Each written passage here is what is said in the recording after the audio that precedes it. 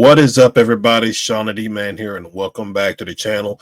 I hope you guys are doing great. Hope you guys are having yourselves a great week. We are back with another episode of the Auburn Podcast channel. This one's going to be primarily a football kind of roundup episode because it has been a couple of weeks since I've focused on the football side of things because a lot of things have been going on in regards to Auburn basketball, with them starting the SEC conference slate of games, them being, voted unanimous on number one team in the country. They have been off the past couple of days, but they are back in action this upcoming Saturday against Tennessee and Neville. Will Janai Broom return? We obviously will have to just wait and see on how things shake out in that regards. I believe I saw on X or Twitter, however you want to call it, that he was out of a boot. This is probably maybe like on Monday or Tuesday. He was out of the boot, but he hasn't started practicing yet. I would assume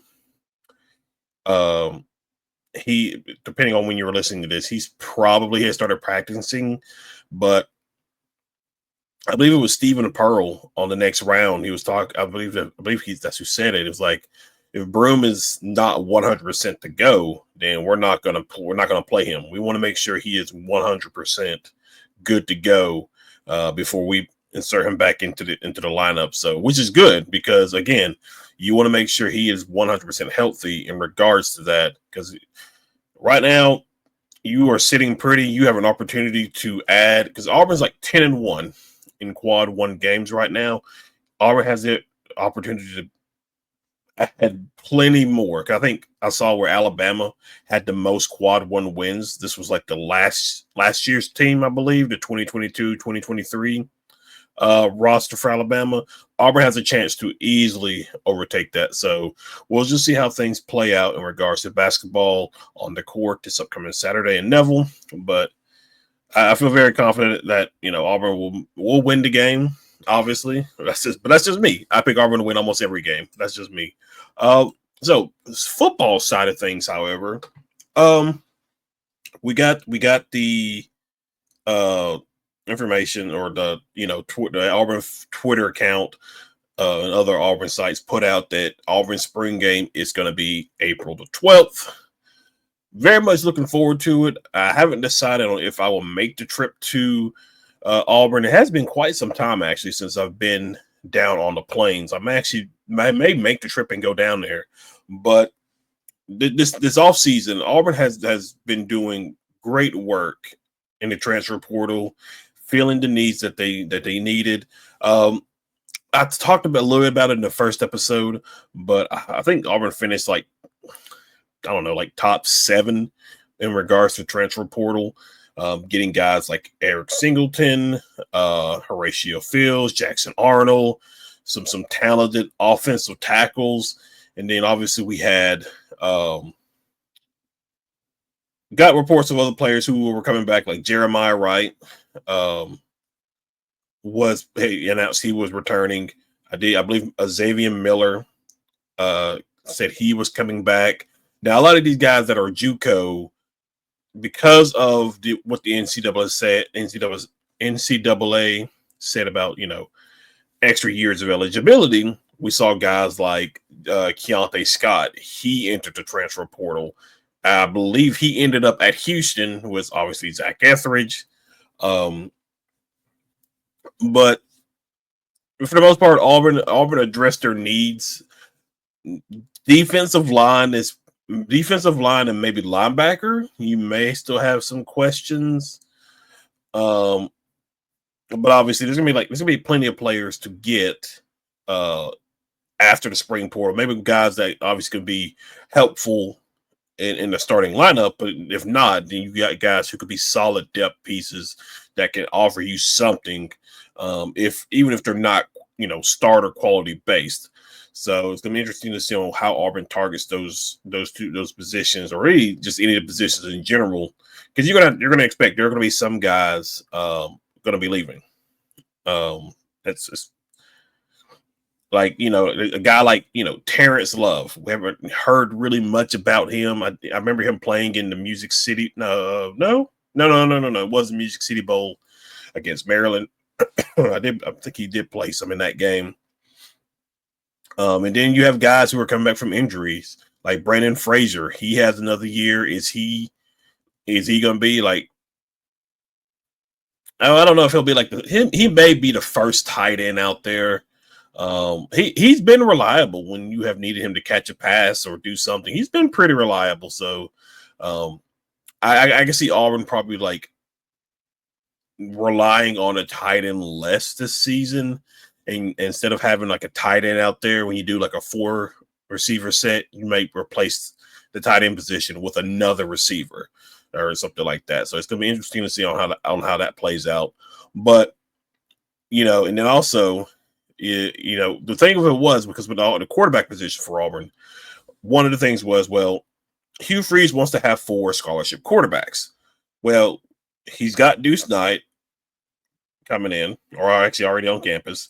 Jackson Arnold committed, and then Ashton Daniels committed from Stanford. Ashton Daniels won't be on campus until the summer because he is going to finish up his courses and graduate from Stanford, which is very understandable. Like, getting your Stanford degree, that is a very impressive feat, honestly. So very understandable why he may want to do that.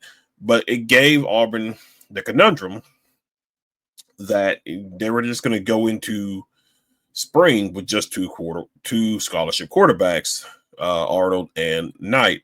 Well, Tanner Bailey, who was originally at South Carolina, I believe he came to Auburn as a walk-on. Or actually, no, he came to Auburn for like academic wise. I think he had kind of maybe given up football. Maybe he has decided that he will suit up for Auburn and be the third quarterback for Auburn during the spring. So that way, it gives Hugh Freeze and his staff 3 guys throughout spring. And really, really, Arnold and Deuce Knight are going to be the primary 2 getting reps. Now, Arnold is without a doubt, they're going to be the starter. That's not a question or anything like that. I think everybody pretty much understood that Jackson Arnold is going to be the starter, plain and simple. But this opportunity for Deuce Knight to get so much reps throughout these spring practices, it can't be understated. But this literally could set him up, because the plan obviously would be for Jackson Arnold. He has I believe 2 years of eligibility. He would potentially play the 2 years depending on how. I believe he's a redshirt sophomore. I think he's a redshirt sophomore. Potentially how things go, he'll go to the league, and then you have Deuce Knight, who is the next guy in line for the Auburn quarterback position. Ashton Daniels is going to be somebody who comes in and just kind of help mentors and just give you an extra body, maybe a break the glass in case of emergency quarterback. Because I can see Deuce potentially being the backup, maybe, depending on how well things go for him in the spring and throughout A-Day and summer and fall camp. Because there's a good opportunity with Daniels not coming in until later, asking the Knight getting all the reps, he could potentially position himself to be a backup. Now, it does suck because, I guess it doesn't really suck, but typically Auburn opens their games with a cupcake. It would have been nice to potentially see Auburn have Deuce Knight on the field against a cupcake in week 1, but we'll have to wait till week 2. But I'm excited for this. There's a lot of position battles for sure. Because if we look at the offensive line, you brought in 2 guys on the offensive line. One was from Virginia Tech. I think he was an All-American. I believe he was. And so I guess I'm curious to see what's going to happen with because I think what's going to happen is you'll have basically your 2 transfers. If they pan out the way we hope they do, you'll have the 2 transfers that you brought in through the portal at the tackles positions. Dylan Wade, who's coming back, he'll be at the left guard position. Jeremiah Wright at right guard, and then obviously you have Connor Liu as the center.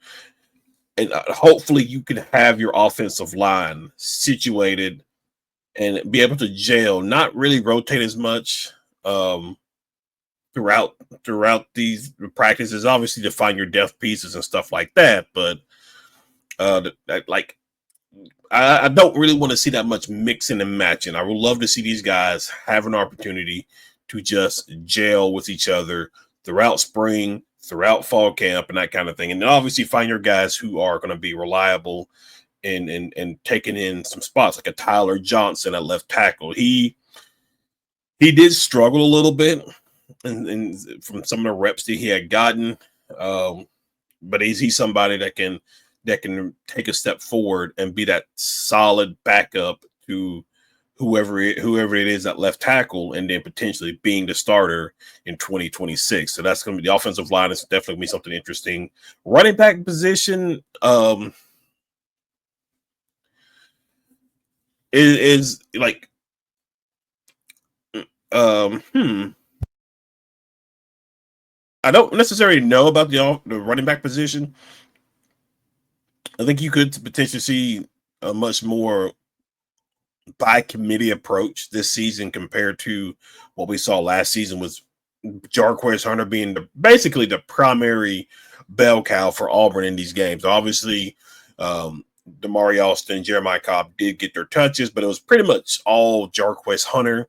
So you got Alvin Henderson coming in, and you got, I forgot the running back from UConn. He's coming in.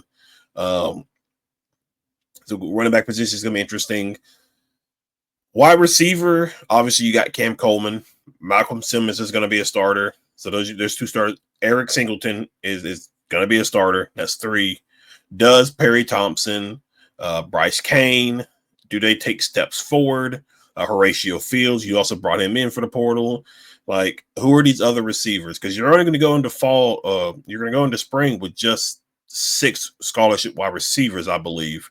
Cam Coleman, Horatio Fields, Perry Thompson, Michael Simmons, Bryce Kane, and Eric Singleton. Because your 2 other wide receivers, the Smith brothers, they're coming in the summer, which would have given you 8.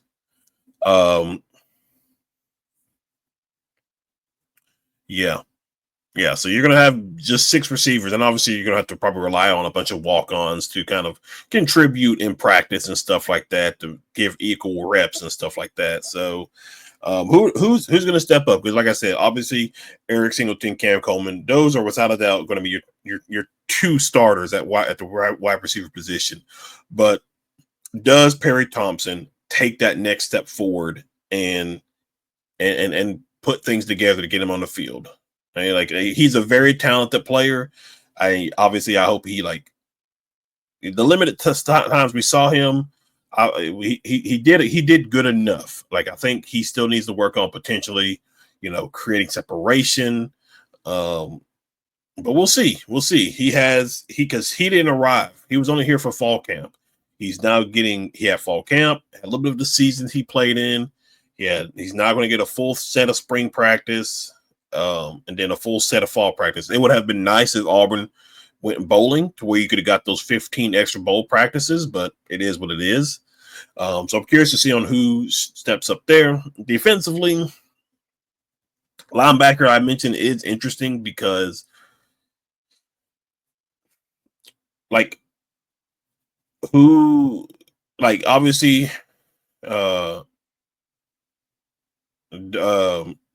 Riddick is going to be a starter. It's Robert Woodyard. Is he going to be a starter? I mean, he could. Is Joe Phillips ready? You did bring in Xavier Atkins from LSU. Elijah Melendez. It's going to be interesting on who your 4 primary linebackers are going to be for this upcoming season. And do you go get a veteran guy after spring in the spring portal window? Defensive line, obviously, I think you need maybe like at least 2, maybe 3 more defensive linemen to feel really, really good. Maybe rotate depth relatively well. cornerbacks. Obviously, Champ Anthony was out with the season-ending injury, and then you also had, I believe, J.C. Hart, who was also out with injury. Those guys are going to come back. How things going to play out with them? Are they going to be good to go? And obviously, safety.